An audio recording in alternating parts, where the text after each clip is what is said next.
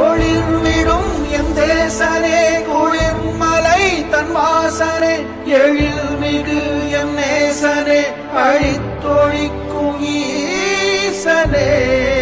இல்லாமலாடும் பந்தமே கல்லாகி நிற்கும் பூதமே கல்லாயங்கட்கு சொந்தமே எல்லா உயிர்க்கும் அந்தமே